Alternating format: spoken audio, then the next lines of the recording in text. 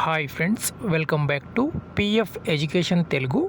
ఈ వీడియోలో మనకు యూట్యూబ్లో వచ్చేటటువంటి కొన్ని కామెంట్స్కు ఇక్కడ మనము సమాధానం తెలుసుకుందాం. వీడియోకు లైక్ చేయండి, కొత్తగా చూసేవారు సబ్స్క్రైబ్ చేయండి. సో మనకు యూట్యూబ్లో మనకు చాలా కామెంట్స్ వస్తూ ఉంటాయి. కొన్ని రెగ్యులర్గా అంటే రిపీటెడ్ కామెంట్స్ అయితే వస్తూ ఉంటాయి. సో ఆ కామెంట్స్కి ఇక్కడ మనము సమాధానం తెలుసుకునే ప్రయత్నం చేద్దాం. కొత్తగా చూసేవారు వీడియోకి ఒక లైక్ చేయండి, అలానే సబ్స్క్రైబ్ చేయండి.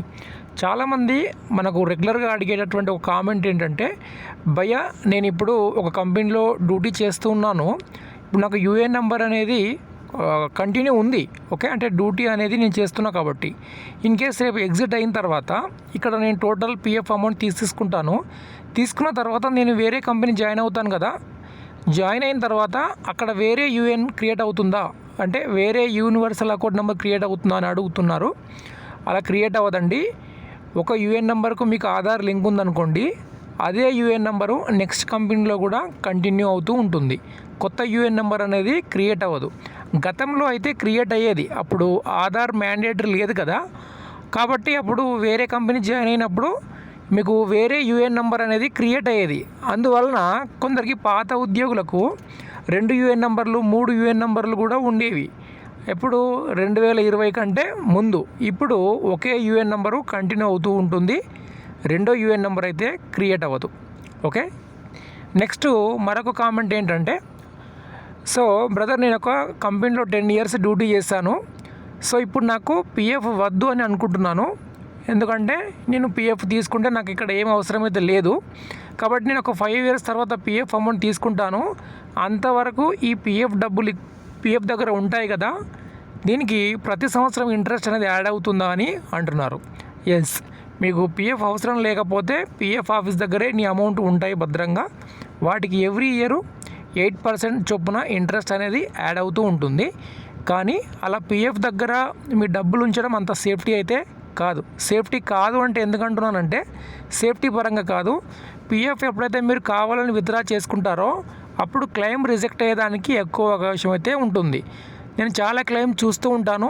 ఎవరి క్లెయిమ్స్ అయితే 3 ఇయర్స్ కంటే ఎక్కువగా, అంటే ఫర్ ఎగ్జాంపుల్ ఇప్పుడు ఒక ఎంప్లాయీ 2020లో ఎగ్జిట్ అయ్యారు, ఇప్పుడు 2024లో ఉన్నాం, ఈ 4 ఇయర్స్లో ఎప్పుడు కూడా తను పిఎఫ్ విత్డ్రా చేయలేదు. ఇప్పుడు తనకు పిఎఫ్ ఫుల్ అమౌంట్ కావాలని విత్డ్రా చేసినప్పుడు క్లెయిమ్ రిజెక్ట్ అవుతుంది. ఎందుకు రిజెక్ట్ అవుతుందంటే, ఎందుకు మీరు 4 ఇయర్స్ నుండి పిఎఫ్ అమౌంట్ తీసుకోలేదు. ఒక కంపెనీలో మీరు ఎగ్జిట్ అయిన తర్వాత 60 డేస్ తర్వాత టోటల్ పిఎఫ్ అమౌంట్ అనేది తీసుకోవాలి. ఇంట్రెస్ట్ వస్తుంది అని పిఎఫ్ దగ్గర ఉంచితే మంచిదే, కానీ పిఎఫ్ మీరు ఎప్పుడైతే అప్లై చేస్తారో అప్పుడు క్లెయిమ్ అనేది రిజెక్ట్ అవుతూ ఉంటుంది. ఇది ఒక సమాధానం. ఇంకో కామెంట్ ఏంటంటే, బ్రదర్ నేను 2010లో ఎగ్జిట్ అయ్యాను, 2000 నుండి 2010 అంటే 10 ఇయర్స్ నేను డ్యూటీ చేశాను, అప్పుడు నేను అక్కడ స్కీమ్ సర్టిఫికేట్ తీసుకోలేదు, ఇప్పుడు ఆన్లైన్లో తీసుకునేదానికి అవుతుందా స్కీమ్ సర్టిఫికేట్ అని అంటున్నారు. లేదు, ఆన్లైన్లో స్కీమ్ సర్టిఫికేట్ తీసుకునేదానికి యూఏఎన్ నెంబర్ ఉంటేనే మీరు ఆన్లైన్లో స్కీమ్ సర్టిఫికేట్ తీసుకునేదానికి అవకాశం ఉంటుందన్నమాట. ఓకేనా, 2010లో మీరు ఎగ్జిట్ అయ్యారు కాబట్టి మీకు యూఏఎన్ నెంబర్ ఉండదు, ఓన్లీ పిఎఫ్ ఐడి ఉంటుంది.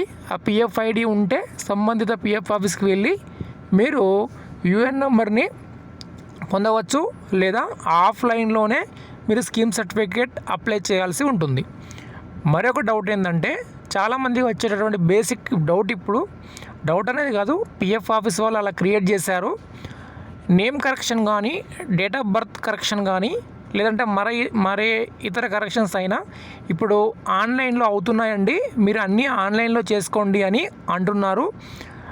సో అది వాస్తవ రూపంలో చూసిన దానితే అందరికీ అయితే యూజ్ లేదు ఆన్లైన్లో. ఎందుకంటే ఫర్ ఎగ్జాంపుల్ మీ నేమ్లో కానీ డేట్ ఆఫ్ బర్త్లో కానీ మిస్టేక్ ఉందనుకోండి, మీరు ఈపీఎఫ్ వెబ్సైట్లోకి లాగిన్ అయ్యేదానికి అవకాశం లేదన్నమాట.